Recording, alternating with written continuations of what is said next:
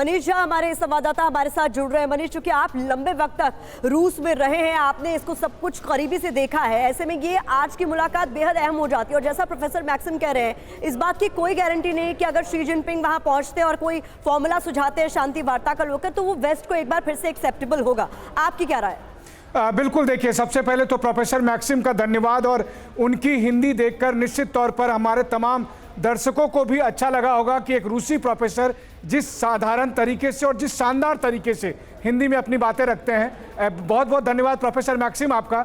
देखिए, सबसे बड़ी बात है कि आज का दिन सुपर सोमवार है। सुपर सोमवार मैं इसलिए कह रहा हूं क्योंकि इस वक्त जब दुनिया में तस्वीरें यह दिख रही है कि चीन के राष्ट्रपति मॉस्को पहुंचे हैं, पुतिन से भी थोड़ी देर बाद उनकी मुलाकात होगी, ठीक उसी समय जबकि भारत में यानी नई दिल्ली में जापान के प्रधानमंत्री लगातार बात कर रहे हैं, शांति की बात कर रहे हैं, उसी शांति का जिसका एक चोला लेकर जिनपिंग भी वहां पर पहुंचे हैं। लेकिन नीयत में फर्क है। जब भारत या जापान शांति की बात कर रहा है तो हमारा इंटेंशन वैसा है, लेकिन यहां पर देखें तो हालात बहुत तेजी से बदले हैं। शायद यह अमेरिकन पॉलिसी का ही नतीजा है कि आज की तारीख में चीन और रूस का वो अलायंस बन रहा है।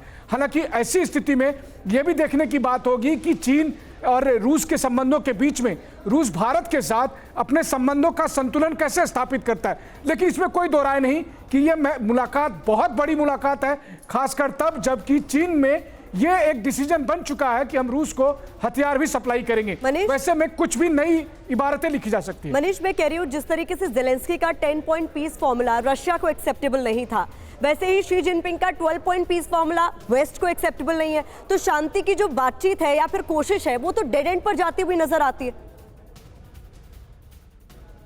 देखिए, बिल्कुल ये बात तो सही है। कम से कम चीन के राष्ट्रपति का जो 12 पॉइंट फार्मूला है उसे तो ना यूक्रेन मानने को तैयार है, ना रूस भी तैयार है मानने को। कैसे मान लेगा? क्या आज की तारीख में जो नई टेरिटरी रूस के पास है, क्या रूस उसे वापस कर देगा? नहीं करेगा। तो मुझे लगता है कि चीन का ये 12 पॉइंट फार्मूला सिर्फ और सिर्फ जो शी जिनपिंग की इमेज है बस उसके मेकओवर से संबंधित है। हाँ, शांति की बात होनी चाहिए, जो बात भारत करता आया है। और मैं अगर कहूं तो छोटी मुंह बड़ी बात होगी, बाकी एक्सपर्ट्स इसमें बताएंगे, लेकिन मुझे लगता है कि चीन को यह डर था कि कहीं एससीओ सम्मेलन में या G20 सम्मेलन के दौरान भारत कोई पीस मेकिंग डील ना कर दे। उससे पहले चीन वो क्रेडिट लेने की कोशिश में।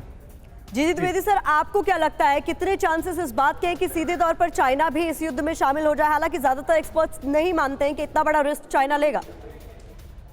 देखो, पहली बात तो है कि जब डिप्लोमेसी में डेड एंड कोई नहीं होता है, जब तक डायलॉग चलता है तो वो सोचते हैं कि कोई ना कोई संभावना बन सकती है। तो ये डिप्लोमेसी है कि बातचीत चलेगी तो मध्यस्थता होगी, चाहे रिजल्ट आए ना है, डिप्लोमेसी चलेगी। दूसरी बात, आपने बहुत अहम सवाल उठाया कि चीन इस युद्ध में आएगा नहीं आएगा। नहीं, चीन इस युद्ध में बिल्कुल नहीं आएगा। चीन के लिए हित में नहीं है। हाँ, चीन कितनी सपोर्ट करता है अभी आप देखिए, आर्थिक तौर पर रूस चीन पर बहुत ही निर्भर है। 190 बिलियन डॉलर की उनकी ट्रेड चल रही है। अगर ये ट्रेड ना हो तो रशिया यह युद्ध नहीं लड़ सकता है। दूसरी बात है कि किस हद तक वो मिलिट्री मदद दे सकता है, वो खुद भी दे सकता है, नॉर्थ कोरिया के थ्रू भी वो कोशिश की है, ईरान के थ्रू भी चल रही है। तो ये मदद किस तौर पर देंगे